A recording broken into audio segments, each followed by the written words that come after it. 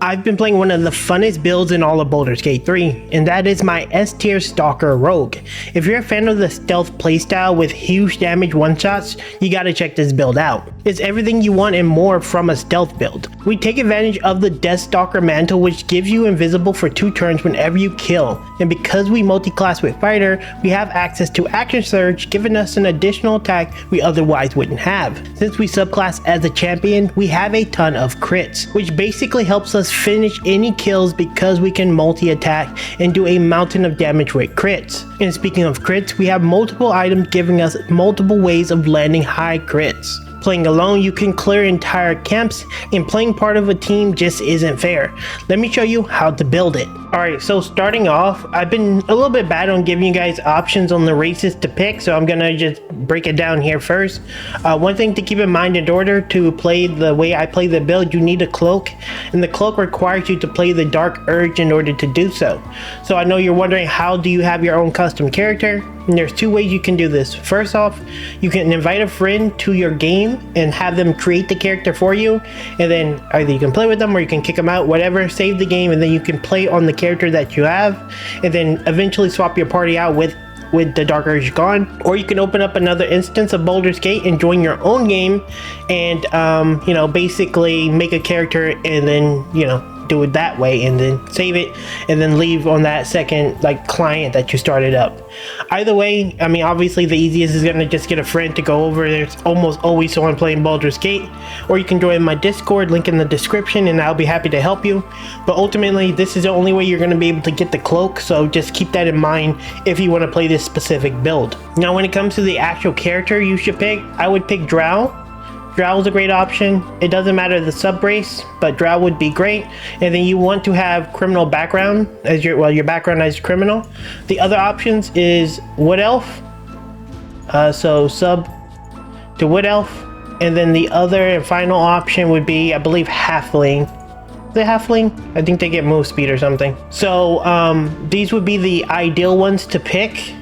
Personally, I would go with the Drow because you get a lot of the really good things. Can't be slept. You get, I believe, dark vision, more move speed, stuff like that. And I think the most important thing to note about the Drow is whenever you're playing early, they don't really, the goblins don't get mad at you, so you can like force easier fights into the game early on until you have some of the gear that you need. So Drow, in my opinion, is really nice.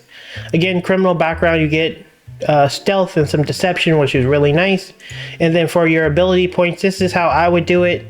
Maybe tweak it a little bit, but just play how you want. You just want to primarily focus on dex. So that's how I would do my base character. And yeah, let's move on. Alright, now it's time to show you guys how to level this build, and just keep in mind all the footage that you've been seeing is not even like a proper class to have proper stealth, and I'm able to sneak around really healthy and do whatever I want, but we're gonna level it up and I'm gonna show you how to do it. So level 2, we're gonna go Rogue and just accept, I guess. Not really much we can do here. Level 3, I would go Thief, because Thief gives you the fast hands. It gives you an additional bonus action, which is really big for the build. Now, personally, I think that there's a huge spike at level 5, level 6 rather, and I pick Fighter. On level 5, you get Action Surge. I mean, it's level 2 Fighter, but level 5 in general, which is really big. And personally, I get this level here, and then on level 6, I'll go ahead and go to Champion for the extra crit, and then from here, we just level Rogue. Now just keep in mind, if you want to do this like a hunter hybrid, you can as well, because that's an option, but I do Rogue. So for me now, I go with Savage Attacker. Ultimately, this is going to be depending on how you want to build it, but you can go build the improvement. I go Savage Attacker. These are some really decent ones. I'm gonna go Savage Attacker because that's what I went when I leveled this, but yeah, those are the options you can pick. I would pick at least. And most of this is just kind of just accepting. Not really much to showcase here. That's the beauty of the Rogue. You just kind of just level it up, right? So the next one would be ability improvement.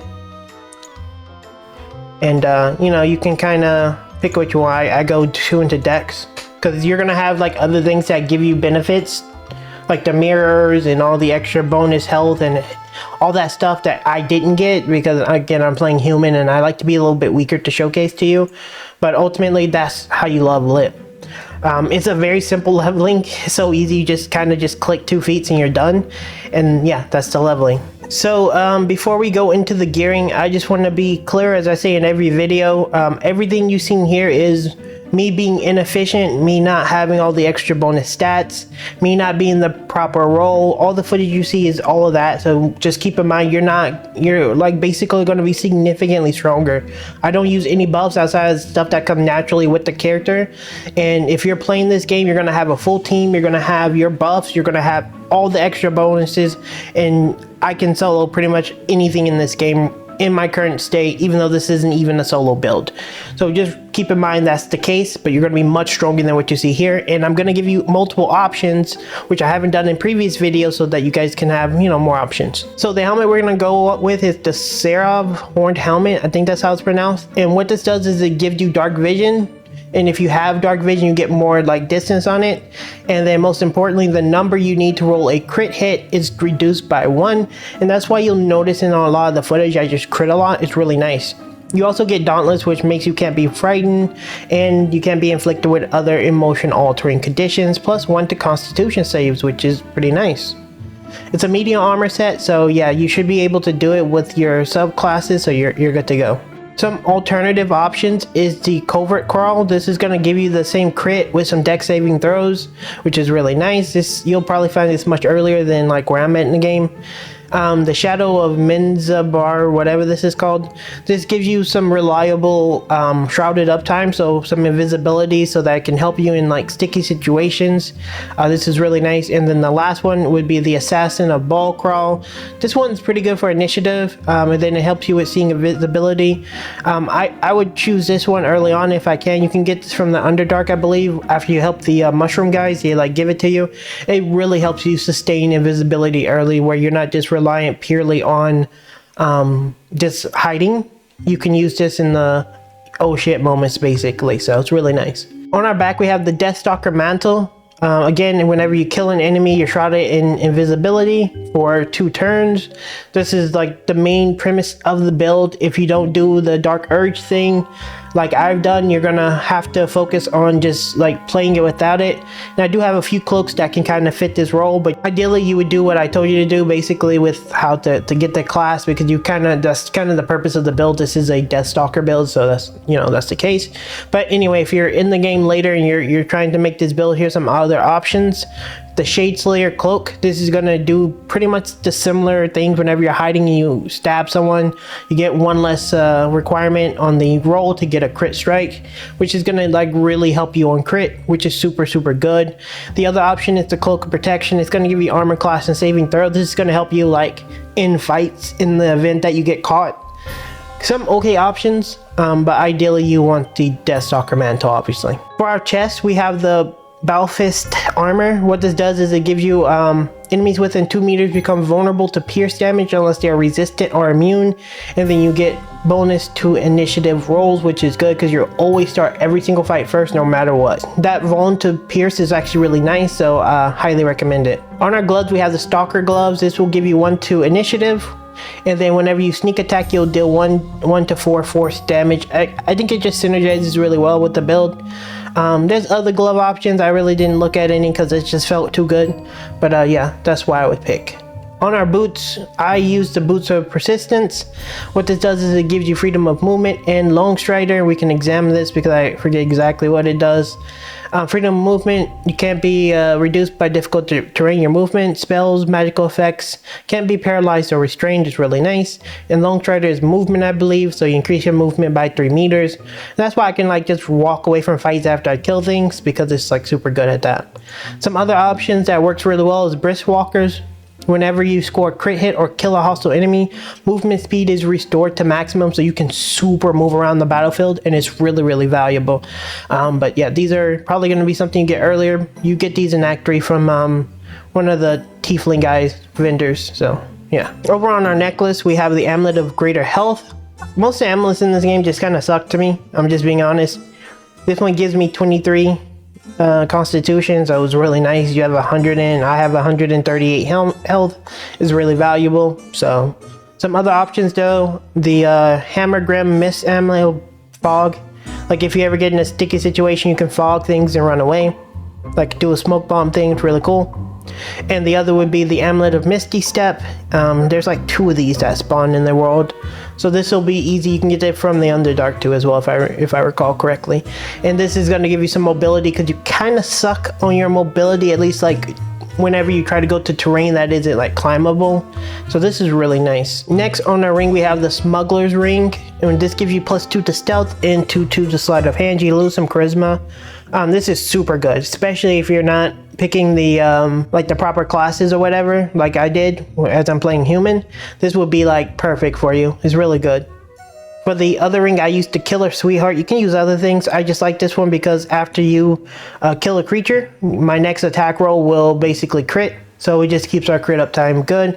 It does require a long rest, so you may want to keep another ring in your inventory. I keep the Ring of Protection for AC as well as saving throws, so you'll use it once this expended, swap over to that, and then have that. So that's what I would do personally. For our weapons, we have the Dorla Armis. This gives you extra damage whenever you land a crit hit. Again, ideally you want other weapons, but this is what I'm using because it just feels pretty good, and more likely you'll have something like this rather than the best stuff, so it's really nice. In Act 2, you can grab the Rhapsody. I forget which person drops it, but it has the Scarlet Reminiscence or whatever it's called, and it gives you +1 bonus to attack rolls, damage, and spell saves DCs for every foe you slay up to a maximum of 3, and this persists all the way until your long rest. It's really nice. I think it's a really good buff. You have a chance to inflict bleeding while you're hiding or invisible whenever you hit anything, so it can help you with some DPS. Even though it's a little bit lower DPS as a weapon, it actually ends up making up for it with the like bonuses and the bleed and stuff, so it's really nice. On our bow we have the Death Shot. What the Death Shot does is very similar to other things. The number you need to roll a crit is lower by 1, and then the Wielder bonus damp to their pro efficiency bonus, you get double. If you're doing like the Hunter route or the Ranger route, this could be like way more valuable. I just like the actual extra action surge, which is really good. And so that's the great thing. And like the thing I want to stress before we finish this part of the video is like the great thing about playing this build is action surge is refreshed after a short rest. Supreme Sneak is refreshed after a short rest. Same with Second Wind. So you have like really decent synergy where even though you may use some of these, because you will have to eventually blow these, like if you're playing solo like I did. If you're playing with a party, you're just gonna like destroy everything for yourself. But if you're like doing solo stuff, like you can actually just like refresh these with a short rest, and it doesn't actually cost too much, so it's like really nice, you know. Just a little side note, but let's move on to the Illithid. What I use when it comes to the Illithid are just 2. I mean, you can add extra stuff if you value some of these other stuff, but to me, what is core is the Favorable Beginnings as well as the Luck of the Farm Realms. These are just going to help you with attacks, and this is going to help you with crit. It's just like super good. These 2 are almost always mandatory in every build in my opinion, so if it comes to Illithid Powers, you're always going to pick these. And there you have it. That is my S Tier Deathstalker Rogue. Again, this build allows for quite a bit of flexibility, but the best part of this build in my opinion is being a shadow that can pick off any target that you choose, and honestly it feels pretty amazing. I personally plan to do a full stealth playthrough from Act 1 all the way to 3 soon, so I'm excited to give it a try. But if stealth isn't exactly your playstyle, check out my tanky Draconic Sorcerer build. It's magic, movement, and tons of damage. Pretty much everything you would want from a sorcerer. Again, thank you for watching, and I'll see you in the next one. Later.